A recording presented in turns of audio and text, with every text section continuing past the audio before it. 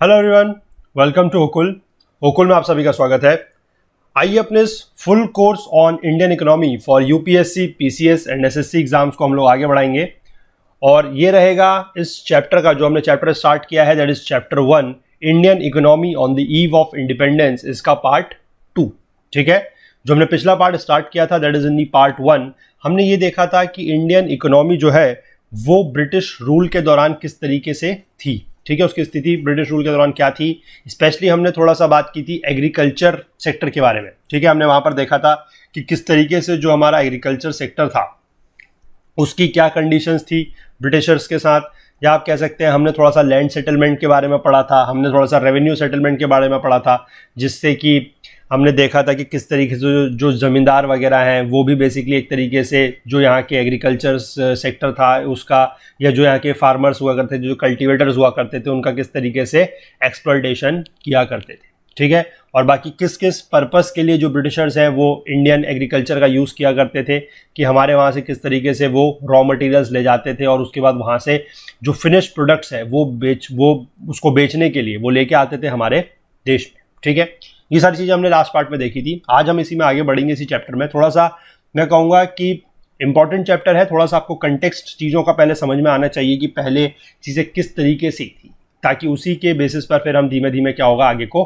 बढ़ेंगे। ठीक है, तो इससे हल्के हल्के हम लोग चलेंगे, बहुत तेज़ी से भागने की कहीं कोई ज़रूरत नहीं है, चीज़ें समझ में आनी चाहिए, वो ज़्यादा इंपॉर्टेंट है। ठीक है, तो जो लोग कोर्स को फॉलो कर रहे हैं हमारे चैनल पे पहले से हैं, जिनको हमारे कंटेंट क्वालिटी के बारे में पता है, उन लोगों से मैं ये रिक्वेस्ट करता हूं कि वो अपनी जिम्मेदारी इस चीज़ को समझें कि ज़्यादा से ज़्यादा लोगों तक इन कोर्स को फैलाएं। ठीक है, ज़्यादा से ज़्यादा लोगों तक कोर्स को फैलाएं, क्योंकि जिम्मेदारी मैं इसलिए बोल रहा हूं क्योंकि वो लोग हमारे कंटेंट को जानते हैं। अगर वो एक जिम्मेदारी के तौर पर इसको फैलाएंगे कि उनको हमारा कंटेंट की क्वालिटी वगैरह का आइडिया है, तो उससे क्या होगा कि वो एक किसी को भी अगर वो शेयर करते हैं तो वो ये कह सकते हैं कि आप इस चीज़ को, इस कंटेंट को, इस प्लेटफॉर्म का यूज़ करें, क्योंकि आपको पता है कि कंटेंट की क्वालिटी क्या है। ठीक है, और बाकी जो लोग चैनल पे नए हैं उनसे मैं रिक्वेस्ट करूंगा कि प्लीज़ चैनल को जरूर सब्सक्राइब कर लें और बेल आइकन प्रेस कर लें, सो दैट कि वीडियोस के और जो भी अपडेट्स हमारी तरफ से आता है उसके नोटिफिकेशंस आपसे मिस ना हो। और हम ये आपको भरोसा दिलाते हैं कि इस चैनल पे अगर आप आए हैं, इस प्लेटफॉर्म पर अगर आप आए हैं, हमसे आप अगर आके जुड़े हैं,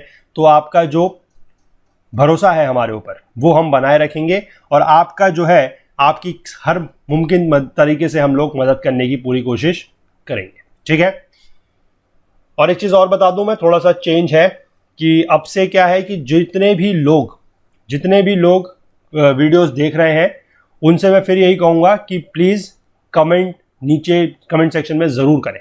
ठीक है, क्योंकि ये एक नया तरीका है जिसके थ्रू आप और हम जो है वो एक कनेक्शन बना सकते हैं, क्योंकि ऑफलाइन कोचिंग की तरह यहाँ पर नहीं हो सकता कि सामने आप बैठे हैं और हम एक तरफ से पढ़ा रहे हैं। तो यहाँ पर एक बातचीत का जरिया जिसको कहेंगे हम, एक मीडियम ऑफ इंटरेक्शन। ठीक है, तो वो हमें एक बनाना पड़ेगा, एक अच्छा रिलेशन डेवलप करना पड़ेगा टीचर, एजुकेटर और आप कह सकते हैं कि स्टूडेंट्स के बीच में।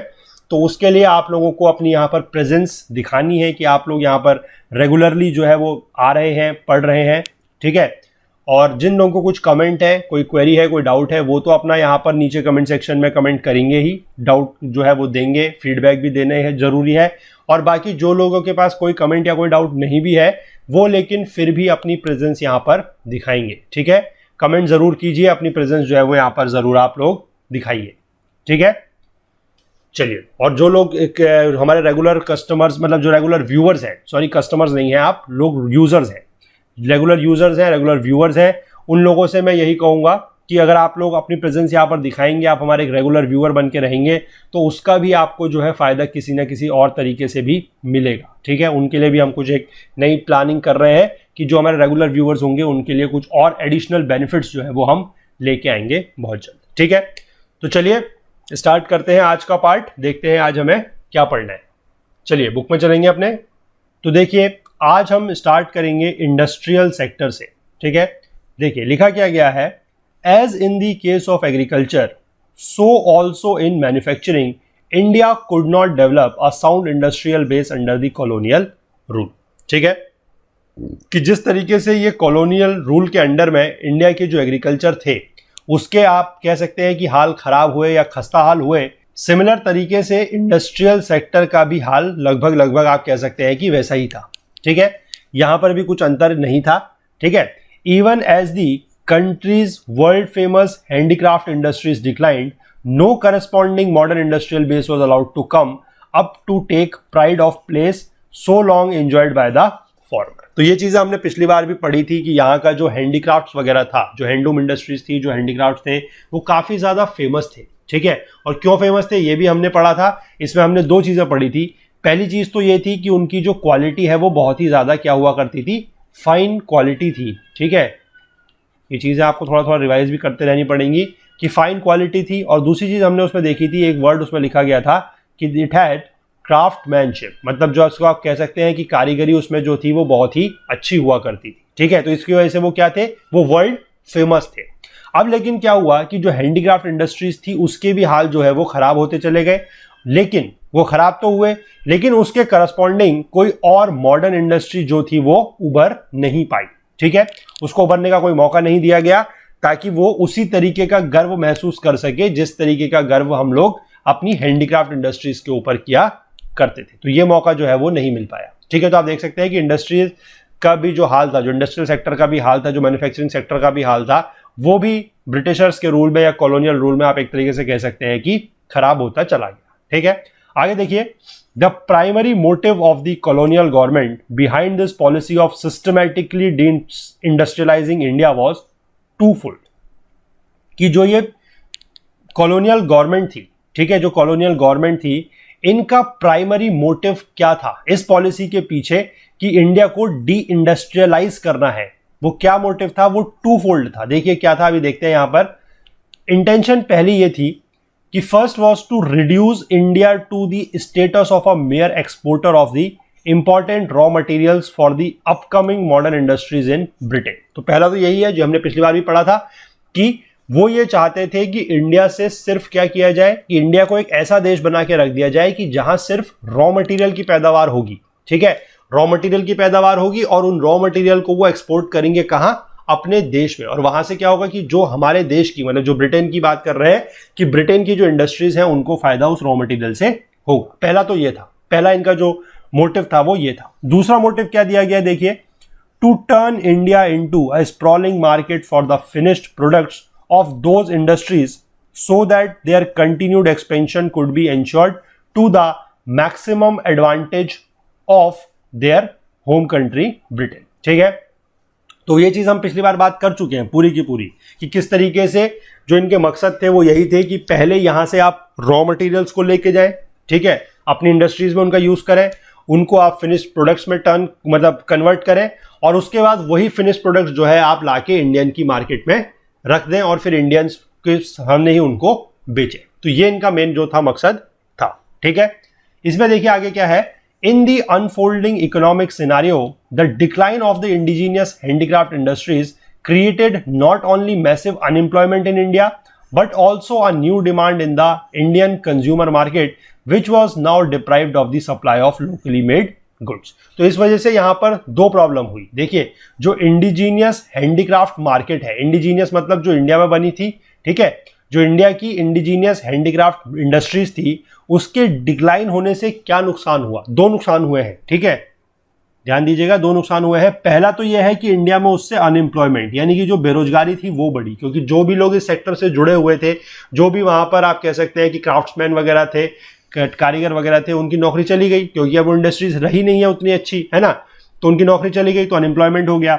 दूसरा यह है कि इंडियन मार्केट में, ठीक है, new demand in the Indian consumer market, Indian consumer market में एक नई डिमांड जो थी वो पैदा हुई। किस चीज की वो डिमांड थी, जो लोकली मेड गुड्स हुआ करते थे उनकी, क्योंकि अब लोकली मेड गुड्स तो यहां पर है ही नहीं। अब क्या होता है कि रॉ मटेरियल, जो कल्टीवेटर्स हैं, जो एग्रीकल्चर के थ्रू रॉ मटेरियल्स बनता है, वो जाता है ब्रिटेन में, ठीक है, एक्सपोर्ट होकर ब्रिटेन में जाता है, ब्रिटेन की इंडस्ट्रियल्स उसको यूज करती हैं और फिर वो उससे फिनिश प्रोडक्ट्स बना के जो है वो इंडियन मार्केट में लेके आती है। तो इस वजह से क्या हुआ कि जो लोकली मेड गुड्स था, जो यहाँ का लोकली बनने वाला सामान था, उसकी कमी होने लगी और उसकी जो डिमांड है वो फिर यहाँ पर बढ़ने लगी, ठीक है। This demand was profitably met by increasing imports of cheap manufactured goods from Britain. तो यही तो ब्रिटिशर्स चाहते थे कि यहां पर जो चीजों की डिमांड है उसको बढ़े, और उसको वो कैसे पूरा किया करते थे कि वो उसको ब्रिटेन से, जो सामान है वो ब्रिटेन से लाया करते थे, मैन्युफैक्चर्ड गुड्स, और वो भी सस्ते दामों में, ठीक है। At the cheap manufactured goods जो था उनका वो क्या करते थे, क्या इंपोर्ट, और उन्होंने इंपोर्ट जो था वो बढ़ा दिया था, ठीक है, इंक्रीज कर दिया था क्या उन्होंने, इंपोर्ट। तो यही वो चाहते थे कि इंडियन मार्केट में जो सामान है, जो ब्रिटेन में सामान बन रहा है, वो इंडियन मार्केट्स में बिके। और वो कब बिकेगा, जब यहाँ का जो लोकल सामान बन रहा है वो बंद होगा, यानी कि इंडिया जो लोकल सामान बना रहा है वो अगर मार्केट में नहीं आएगा तो जो ब्रिटिशर्स सामान अपने इंडस्ट्रीज में बनाते हैं वो इंडिया में बिकने लग जाएगा। तो उन्होंने यही चाहा था और यही उन्होंने काम किया, ठीक है। आगे देखते हैं क्या लिखा गया है कि during the second half of the 19th century, यानी कि 19वीं शताब्दी का जो सेकेंड हाफ था उसमें क्या हुआ है, modern industry began to take root in India but its progress remained very slow. India में कुछ मॉडर्न इंडस्ट्री थी जो डेवलप होना स्टार्ट हुई, लेकिन जो उसकी प्रोग्रेस थी, जो उसकी तरक्की थी, वो बहुत ही ज्यादा क्या थी, स्लो थी, ठीक है। Initially this development was confined to the setting up of cotton and jute textile mills. शुरुआत में क्या था कि सिर्फ कॉटन, ठीक है, कॉटन और जूट की टेक्सटाइल मिल जो थी वही सिर्फ यहां पर सेटअप होती थी, उन्हीं का डेवलपमेंट यहां पर होता था, ठीक है। The cotton textile mills mainly dominated by Indians were located in the western parts of the country. और कहां कहां पर देखिए स्टेट्स के नाम भी दिए गए हैं यहां पर, नेमली महाराष्ट्र एंड गुजरात, ठीक है। वाइल जो जूट मिल्स हैं they are dominated by the foreigners were mainly concentrated in Bengal. तो आप समझ सकते हैं कि जो कॉटन मिल्स थी, ठीक है, जो कॉटन टेक्सटाइल की मिल थी उन पे इंडियंस का डोमिनेशन था, ठीक है, और वो आपके कंट्री के वेस्टर्न साइड में थी, कहां पर, महाराष्ट्र और गुजरात में। और अगर जो जूट मिल्स थी उन पर जो डोमिनेशन था वो फॉरेनर्स का था और ये मेनली कंसंट्रेटेड थी बंगाल में, ठीक है। Consequently the iron and steel industries began coming up in the beginning of the 20th century. तो 20वीं शताब्दी की शुरुआत में के बिगिनिंग में क्या हुआ कि आयरन और स्टील इंडस्ट्रीज भी जो है वो यहां पर आने लग गई, ठीक है। इसमें एक बड़ी फेमस कंपनी है Tata iron and steel company, that is TISCO. ये बनी है कब, देखिए इनकॉर्पोरेट हुई है 1907 में, ठीक है। कुछ और इंडस्ट्रीज भी हैं, there are few other industries in the field of sugar, cement, paper etcetera came up after the second world war. जो सेकेंड वर्ल्ड वॉर खत्म हुआ है उसके बाद यहां पर कुछ और industries in the form of sugar, ठीक है, शुगर, सीमेंट, पेपर, ये सारी इंडस्ट्रीज भी यहां पर फिर धीमे धीमे डेवलप होनी जो है वो शुरू हुई है। लेकिन एक प्रॉब्लम थी, यहां पर कोई कैपिटल गुड्स इंडस्ट्री जो है वो नहीं थी। कैपिटल गुड्स इंडस्ट्री का मतलब है ऐसी इंडस्ट्री जो कैपिटल गुड्स बनाती है। कैपिटल गुड्स जैसे कि आपका है मशीनरी, ठीक है, machinery is a capital good, क्योंकि मशीनरी से क्या होगा कि एक बार मशीनरी बनेगी उससे फिर और सामान बनेगा, लेकिन पहले सामान बनाने के लिए आपको मशीन बनाना भी तो जरूरी है ना। तो ये मशीनरी जो बनाने वाली जो इंडस्ट्री है उसको बोला जाएगा कैपिटल गुड्स इंडस्ट्री। तो वो यहां पर नहीं थी, ठीक है। Hardly there was any capital goods industry to help promote their further industrialisation in India, ठीक है। तो capital goods industry means industries which can produce machine tools which are in turn used for producing articles for current consumption, ठीक है। तो ये चीज मैंने आपको बता दी यहां पर।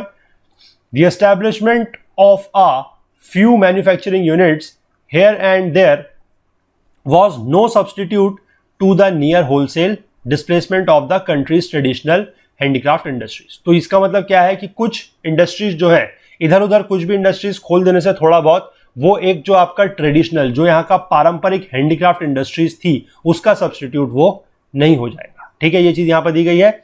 आगे दिया गया है कि furthermore the growth rate of the new industrial sector and its contribution to the GDP और gross value added remained very small, ठीक है।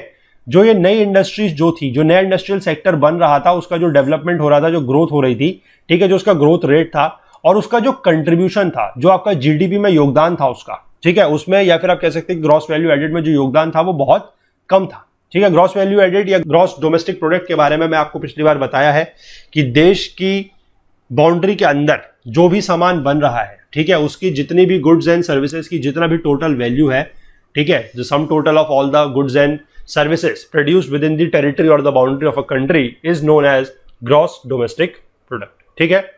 तो ग्रॉस डोमेस्टिक प्रोडक्ट में जो नई इंडस्ट्रियल सेक्टर था उसका जो ग्रोथ रेट था वो भी बहुत कम था और दूसरा जो उसका कंट्रीब्यूशन था इन द जीडीपी और द ग्रॉस वैल्यू एडेड वो भी बहुत कम था, ठीक है। Another significant drawback of the new industrial sector was the very limited area of operation of the public sector, कि पब्लिक सेक्टर का जो रोल था वो भी बहुत कम था, ठीक है।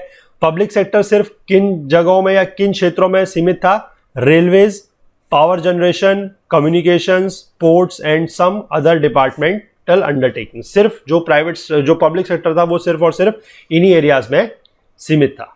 ठीक है, चलिए अगला देख लेते हैं फॉरेन ट्रेड। फॉरेन ट्रेड मतलब अंतर्राष्ट्रीय व्यापार। इसमें क्या है देखिए इंडिया का, India has been an important trading nation since ancient times. ठीक है, हमने पहले भी पढ़ा है कि इंडिया के पास हैंडीक्राफ्ट वगैरह भी हुआ करता था, वो चीज़ों को एक्सपोर्ट किया करते थे। वर्ल्ड मार्केट में इंडिया की कंडीशन जो थी वो काफ़ी अच्छी थी, इंडिपेंडेंट एक मार्केट हुआ करती थी। कब? जब कॉलोनियल्स नहीं थी, उससे पहले। ठीक है, आगे देखिए इसमें यही चीज़ लिखी गई है कि इंडिया जो था एक इंपॉर्टेंट ट्रेडिंग नेशन हुआ करता था पुराने जमाने में, but the restrictive policies of commodity production, trade and tariff pursued by the colonial government adversely affected the structure, composition and volume of the India's foreign trade। तो इन्होंने क्या करा, जो ब्रिटिशर्स थे इन्होंने क्या करा, देखिए restrictive policies of commodity production, यानी कि पहली बात तो यह है कि चीजें जो है वो एक रेस्ट्रिक्टिव अमाउंट में बनाई जाएगी, ज्यादा चीजें बनाई नहीं जाएंगी। ठीक है, दूसरा इन्होंने ट्रेड एंड टैरिफ परस्यूड, यानी कि इन्होंने क्या करा कि सामान के ऊपर टैरिफ लगाने शुरू करे। टैरिफ का मतलब होता है एक तरीके से आप कह सकते हैं एडिशनल टैक्सेस, जिनसे जो सामान इंपोर्ट एक्सपोर्ट होता है उसका रेट जो है वो बढ़ जाता है। ठीक है, तो इसकी वजह से क्या हुआ, इसने क्या इफेक्ट करा, affected the structure, composition and volume of India's foreign trade, यानी कि कंपोजिशन पर भी फर्क पड़ा कि क्या क्या सामान जाएगा, क्या क्या सामान नहीं जाएगा, और उसकी जो मात्रा थी यानी कि कितना सामान जाएगा, उसका वॉल्यूम, उस पर भी इस चीज का जो है वो फर्क पड़ा। ठीक है, consequently the India became an exporter of primary raw products such as raw silk, cotton, wool, sugar, indigo, jute etcetera, and an importer of finished consumer goods like cotton, silk and woolen clothes and capital goods like light machinery produced in the factories of Britain। तो यही चीज वो देखिए, आप शुरुआत से हम लोग हर टॉपिक पे यही चीज पढ़ रहे हैं कि इनका जो प्राइम मोटिव था वो यही था कि इंडिया से रॉ मटेरियल को लेके जाना है और वहां अपनी इंडस्ट्रीज में उसको फिनिश प्रोडक्ट में कन्वर्ट करना है और फिर उसको यहां लाके इंडियन मार्केट्स में बेचना है। तो यहां पर भी यही चीज लिखी गई है कि इंडिया जो है वो ऐसे कुछ सामान का जो प्राइमरी प्रोडक्ट था उनका एक्सपोर्टर बन गया था। इन चीजों का इंडिया एक्सपोर्ट करता था। क्या क्या है, रॉ सिल्क है, कॉटन है, वूल, शुगर, इंडिगो, जूट एक्सेट्रा। और इंपोर्टर किसका बन गया था, जो फिनिश प्रोडक्ट्स था उसका, जैसे कि cotton, silk and woollen clothes and capital goods like your light machinery produced in the factories of Britain. ठीक है, और for all practical purposes Britain maintained a monopoly control over India's exports and imports. तो India के imports और exports यानी कि India के जो भारत के जो आयात और निर्यात हुआ करते थे उनके ऊपर भी ब्रिटेन की एक मोनोपोली हुआ करती थी। मतलब आप कह सकते हैं कि ज्यादा जो इंपोर्ट होगा वो भी ब्रिटिश गुड्स का होगा और जो एक्सपोर्ट होगा रॉ मटेरियल्स का वो भी कहां होगा, ब्रिटेन में। ठीक है, तो as a result more than half of India's foreign trade was restricted to Britain, while the rest was allowed with few other countries like China, Ceylon यानी कि श्रीलंका एंड पर्सिया, ईरान। ठीक है, तो ये चीजें इन्होंने वही करा कि जो इन्होंने इसको बनाया मोनोपोली, अपनी मोनोपोली इन्होंने यहां पर बनाई। उसकी वजह से क्या हुआ कि जो इंडिया का सामान था, जो इंपोर्ट होता था वो ब्रिटेन का ही फॉरेन गुड्स, जो फिनिश्ड गुड्स था वो होता था, और एक्सपोर्ट जो इंडिया रॉ मटेरियल किया करता था वो भी मेजर जो पार्ट है 50% के आसपास का जो पार्ट है वो कहां करता था, सिर्फ और सिर्फ ब्रिटेन में। ठीक है, इसके बाद क्या लिखा है, the opening of Suez canal further intensified British control over India's foreign trade. तो ब्रिटिश की जब ये सुएज कैनाल बनी, सुएज कैनाल देखिए यहां पर मैप में दिखाई गई है, ये है सुएज कैनाल। ठीक है, यहां पर है सुएज कैनाल। तो जब ये सुएज कैनाल खुली तो इससे क्या फायदा हुआ, इससे ये फायदा हुआ कि अगर आपको ब्रिटेन, देखिए ये यूनाइटेड किंगडम लिखा गया यानी कि ये ब्रिटेन है। ठीक है, अगर ये जब सुएज कैनाल नहीं हुआ करती थी तो आपको पूरा का पूरा इस तरीके से घूम के आना पड़ता था इंडिया। ठीक है, सुएज कैनाल खुलने की वजह से क्या हुआ कि आप यहां से आए, ठीक है, यहां से आपने ये मेडिटेरेनियन सी का रीजन पार किया, यहां पर रेड सी है, इसको पार किया सुएज कैनाल के थ्रू और सीधे आप पहुंच जाएंगे कहां पर, अरेबियन सी के थ्रू होते हुए इंडिया। तो इससे क्या हुआ कि जो रास्ता है वो बहुत छोटा हुआ है। ठीक है, जो ट्रेवल टाइम है वो बहुत छोटा हुआ है। उसकी वजह से भी क्या है कि जो फॉरेन ट्रेड था, ब्रिटिश का जो फॉरेन ट्रेड था उसका इंडिया के ऊपर कंट्रोल जो था वो और भी ज्यादा बढ़ गया। ठीक है, the most important characteristic of India's foreign trade through out the colonial period was the generation of large export surplus. ठीक है, इंडिया का ये एक तरीके से क्या रहा है, इंपॉर्टेंट कैरेक्टरिस्टिक रहा है पूरे के पूरे कॉलोनियल पीरियड के दौरान जो इंडिया का फॉरेन ट्रेड रहा है उसका, वो क्या है, लार्ज एक्सपोर्ट सरप्लस। इसका मतलब क्या है कि जो भारत ने एक्सपोर्ट किया है, ठीक है, जो निर्यात किया है वो हमेशा से ज्यादा रहा है देन योर इंपोर्ट। ठीक है, इंडिया ने जो एक्सपोर्ट किया है वो हमेशा क्या रहा है, ज्यादा। But this surplus came at a huge cost to the country's economy. Several essential commodities जैसे कि फूड ग्रेन्स है, क्लोथ्स है, केरोसिन एक्सेट्रा है, they were scarcely available in the domestic market. अब इन्होंने क्या करा कि जितना सामान यहां पर मतलब प्रोड्यूस हो रहा था वो सारा का सारा इन्होंने क्या करा, ज्यादातर एक्सपोर्ट कर दिया। तो उससे क्या हुआ कि डोमेस्टिक मार्केट में सामान जैसे कि आपका क्या लिखा गया है, फूड ग्रेन्स है, क्लोथ्स है, केरोसिन है, उनकी जो है वो लोकल मार्केट में क्या हो गई, कमी हो गई। ठीक है, furthermore this export surplus did not result in any flow of gold or silver into India। अब इसका एक्सपोर्ट कर रहा है, ठीक है, एक्सपोर्ट इन्होंने बहुत ज्यादा करा, लेकिन उससे इंडिया में कोई गोल्ड और सिल्वर नहीं आए। उससे क्या चीज हुई, this was used to make payments for the expenses incurred by an office set up by the colonial government in Britain, expenses on war again fought by the British government and the import of invisible items, all of which led to the drain of Indian wealth. तो basically क्या है कि उससे जो पैसा आया वो भी सारा का सारा जो ब्रिटिशर्स थे इन्होंने अपने जो ऑफिस वगैरह बना के रखे थे, ठीक है, ब्रिटेन में कॉलोनियल गवर्नमेंट के जो वॉर पे खर्चा होता था उसके ऊपर, ठीक है। और जो इनविजिबल आइटम्स है, इनविजिबल आइटम्स बेसिकली आप कह सकते हैं कि इस तरीके के इंटेंजिबल गुड्स होते हैं, ठीक है। यहां पर मैं इसको लिख देता हूं, इनविजिबल आइटम्स का मतलब होता है इंटेंजिबल गुड्स। इंटेंजिबल गुड्स मतलब जिनको आप छू नहीं सकते, ठीक है, इंटेंजिबल गुड्स, या इसको अगर आप कहें तो सर्विसेज, ठीक है। जैसे मान लीजिए बैंकिंग सर्विस है, इंश्योरेंस सर्विसेज है, वो सारी की सारी कैसी है, they are your invisible items, वो आपको दिखेंगी नहीं, ठीक है ना। तो उनके सारे के चीजों के ऊपर जो खर्चा करने में लगा है पैसा, उसमें सारा का सारा जो पैसा एक्सपोर्ट सरप्लस का था वो भी इन्होंने बर्बाद कर दिया। तो ये सारे के सारी चीजों से क्या हुआ है कि सिर्फ इंडिया की जो वेल्थ है वो ड्रेन हुई है। एक तरीके से ड्रेन का मतलब है कि सारा का सारा जो पैसा है वो इंडिया से जाता रहा है, ठीक है। चलिए इसके बाद थोड़ा सा आगे और देख लेते हैं हम एक पार्ट को, that is your demographic condition, ठीक है। देखिए, various details about the population of British India were first collected through a census इन 1881।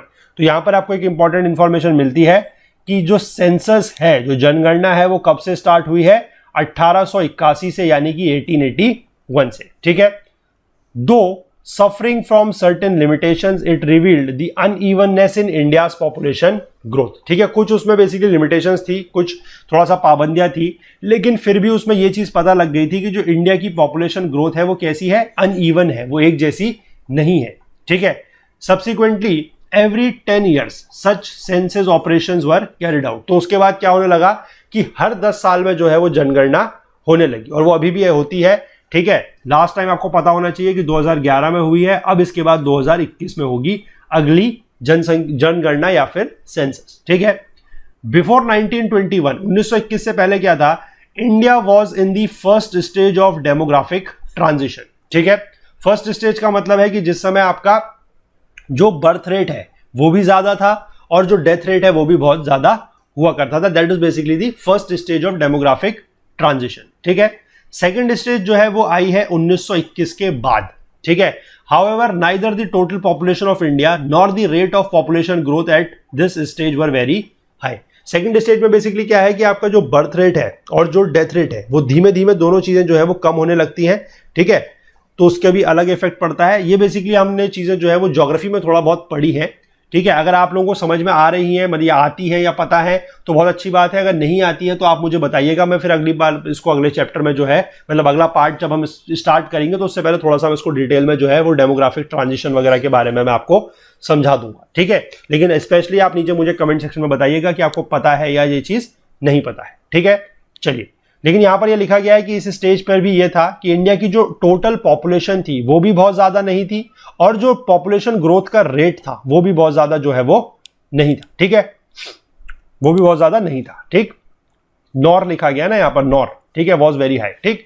चलिए आगे दिया गया है, the various social development indicators were also not quite encouraging, ठीक है। जो आपके सोशल डेवलपमेंट के कुछ इंडिकेटर्स हुआ करते थे वो भी कोई बहुत ज्यादा उत्साहवर्धक नहीं थे, एनकरेजिंग नहीं थे। जैसे कि देखिए, जो ओवरऑल लिटरेसी लेवल है, जो यहां पर साक्षरता का लेवल हुआ करता था वो कितना था, 16% से कम। देखिए कितनी बुरी हालत है, ठीक है। इनमें से भी अगर हम फीमेल लिटरेसी की बात करें, अगर महिलाओं में साक्षरता की बात करें तो वो बहुत ही कम था, अबाउट 7%, ठीक। पब्लिक हेल्थ फैसिलिटीज की हम बात करें तो they were either unavailable to large chunks of the population और when available were highly inadequate. तो जो पब्लिक हेल्थ फैसिलिटीज हुआ करती थी, मतलब आप कह सकते हैं कि सरकारी अस्पताल वगैरह हुआ करते थे, वो एक तो बहुत बड़ी जनसंख्या को, ठीक है, बहुत बड़े तबके को आप कह सकते हैं कि वो अवेलेबल थी ही नहीं, ठीक है, उनकी सुविधाएं जो थी वो मौजूद थी ही नहीं, और जिनके लिए थी भी, अगर कहीं पर सुविधाएं थी भी तो वो पर्याप्त नहीं थी, ठीक है। तो इसकी वजह से क्या हुआ कि अब जब पब्लिक हेल्थ फैसिलिटीज नहीं है तो वहां पर कुछ बीमारियां फैली, ठीक है। Consequently water and airborne diseases were rampant and took a huge toll on life, और इससे काफी सारे लोगों की जो थी वो जान गई भी, ठीक है। No wonder the overall mortality rate was very high, mortality rate जो था वो बहुत ज्यादा था, एंड इन दैट पर्टिकुलरली उसमें से भी जो इन्फेंट मोर्टेलिटी रेट है वो तो बहुत ही ज्यादा अलार्मिंग था। इन्फेंट मोर्टेलिटी रेट का मतलब होता है ऐसे बच्चों का मृत्यु दर जिनकी उम्र, मतलब पैदा होने से लेकर 1 साल के अंतर्गत जिन बच्चों की मृत्यु होती है, ठीक है, उसका जो रेट है that is known as your infant mortality rate, ठीक। वो था about 218 per 1000 in contrast to the present infant mortality rate of 13 per 1000। यानी कि आज की डेट में अगर हम बात करें तो जो इन्फेंट मोर्टेलिटी रेट है वो 33 है प्रति 1000 में से, ठीक है। यानी कि जितने अगर 1000 बच्चे पैदा होते हैं तो उनमें से 33 बच्चे ऐसे हैं जो पैदा होने से 1 साल के अंदर जिनकी मृत्यु हो जाती है। That is basically how we calculate the infant mortality rate, ठीक है। और उस समय की अगर हम बात करें तो उस समय ये बहुत ज्यादा हुआ करता था, यानी कि 1000 में से 218, तो अगर इसका परसेंट देखें तो 21.8% होगा, ठीक है। आज की डेट में अगर आप इसको बात करेंगे तो ये काफी कम परसेंटेज है, ठीक है। आज की डेट में अगर आप इसको बात करें तो सिर्फ 3.3% रह जाता है, ठीक है, क्योंकि 33/1000, ठीक। Life expectancy was also very low, life expectancy भी बहुत कम हुआ करती थी, 44 साल हुआ करती थी, जो आज की डेट में कितनी है 69, यानी कि 69 साल, ठीक है। In the absence of reliable data it was difficult to specify the extent of poverty at that time, but there is no doubt that extensive poverty prevailed in India during the colonial period which contributed to the worsening profile of India's population of the time, ठीक है। तो यानी कि यहां पर लिखा गया है कि कोई यहां पर रिलायबल डेटा नहीं था जिससे यह बता पाना मुश्किल था कि यहां पर पॉवर्टी का एक्सटेंट कितना है, मतलब जो गरीबी है वो यहां पर कितनी है, ठीक है, क्योंकि कोई डेटा एज सच नहीं था। लेकिन यह बोला गया है कि ये इस बात पे कोई डाउट नहीं है, कोई शक नहीं है कि जो यहां पर है पॉवर्टी बहुत ज्यादा एक्सटेंसिव थी, ठीक है, यानी कि काफी ज्यादा मात्रा में थी ड्यूरिंग कॉलोनियल पीरियड, जिसकी वजह से क्या हुआ है कि जो इंडिया की पॉपुलेशन है उस समय की, उसकी जो हालात है वो बद से बदतर होते चले गए थे, ठीक है। तो चलिए इस पार्ट में इतना ही रखेंगे, थोड़ा सा इसमें और बचा है, 1-2 टॉपिक और है, ऑक्यूपेशनल स्ट्रक्चर है और 1-2 चीजें और है, इंफ्रास्ट्रक्चर वगैरह है, उसको हम अगले पार्ट में देखेंगे। तो देखिए ये था इस पार्ट में जो हमने डिस्कस किया। अगर आपको पसंद आया वीडियो तो प्लीज लाइक कीजिए, ज्यादा से ज्यादा शेयर कीजिए, और मैं फिर से बता दूं कि जितने भी लोग वीडियो को देख रहे हैं प्लीज अपना जो कमेंट है वो हमारे पास जरूर करें, ठीक है। नीचे कमेंट सेक्शन में कमेंट जरूर करें, हमारे एक रेगुलर व्यूअर, एक रेगुलर यूजर बने, आने वाले टाइम में आप लोगों को इसका बहुत ज्यादा फायदा होगा, ठीक है। और बाकी जिन लोगों को कोई क्वेरी है, कोई फीडबैक देना चाहते हैं, उनको तो बिल्कुल लिखना ही लिखना है, और बाकी जितने भी लोग यहाँ पर आ रहे हैं वो सब लोग भी जरूर नीचे कमेंट सेक्शन में लिखें, अपनी प्रेजेंस जो है वो दिखाएं, ठीक है। बाकी हमसे ज्यादा जुड़ने के लिए हमारा Facebook page, Twitter page, Telegram channel का यूज आप कर सकते हैं, और अगर आप हमसे कोई और बात शेयर करना चाहते हैं तो वो हमारी ईमेल आईडी के थ्रू भी आप हमसे कर सकते हैं, दैट इज okul.co@gmail.com, ठीक है।